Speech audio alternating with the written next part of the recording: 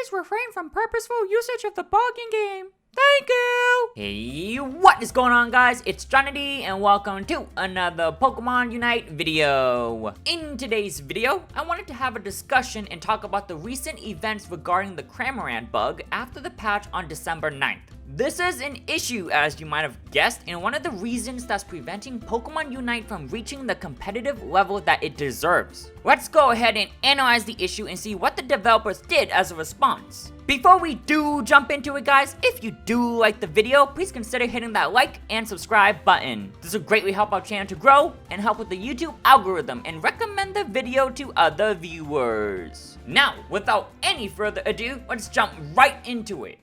First, why don't we talk about the Cramorant bug? I think the bug might have already been patched, but we won't talk about how to execute the bug. This video is meant to bring awareness to the community and not meant to encourage exploiting bugs. But basically, what the end result did was make Cramorant invincible. Now, what does that mean? What does that mean exactly? It's actually a status for your Pokemon. Most of the time, you'll see this status when scoring because when the Pokemon initiates the scoring animation, they will be immune to damage, CC, everything. As the name suggests, they basically become untargetable and makes Cramorant unkillable. You can probably already guess, but this is very unhealthy for the game. This makes a flaw in the ranking system because players who exploits the bug will most likely win the game or at the very least have a strong edge over the opposing team. Bugs overall are just unhealthy, but what makes it worse is how the developers keep handling the situations whenever bugs occur. And many of you probably remember about the Lucario Extreme incident, I presume? If not, the only thing you need to remember about the Lucario and Cramorant bug is that the steps taken to prevent players from exploiting the bugs as they work on the fix is a tweet on Twitter. Please refrain from purposeful usage of the bug in game.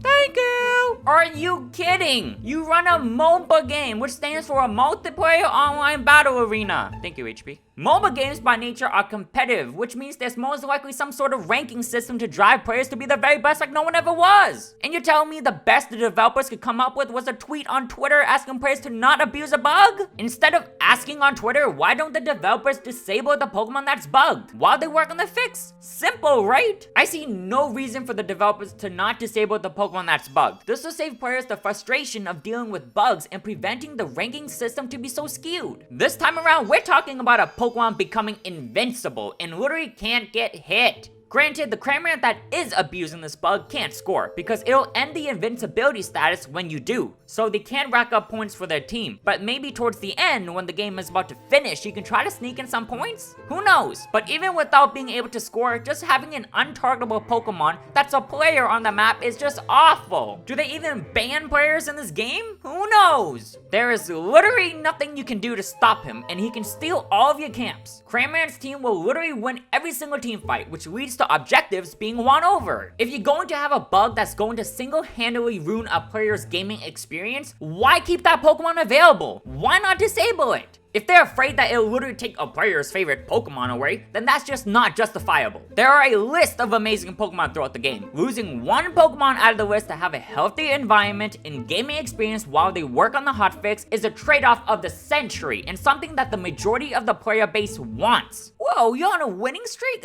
How'd you do it? Oh, me? I just abused the bug before they could hotfix it.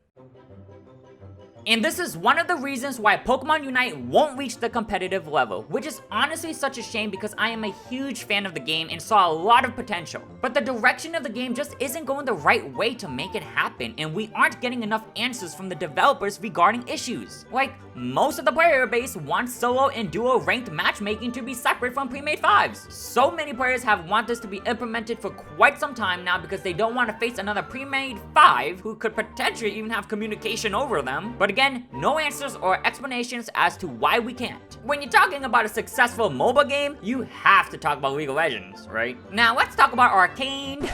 Just kidding. One of the reasons why League is such a successful game is because of its competitive nature and the developers' will to maintain a balance and fair matches. Whenever a bug is revealed, they will instantly remove the bug champion to prevent exporters from getting easier wins. They also have a separate bracket for solo, duo, and pre-made 5s when ranking. That way, you can't be a solo and face a full team with comms and have an edge over you. Since Unite is one of the later MOBA games to enter the scene, you would think it would follow up on some of its predecessors' accomplishments. But nope.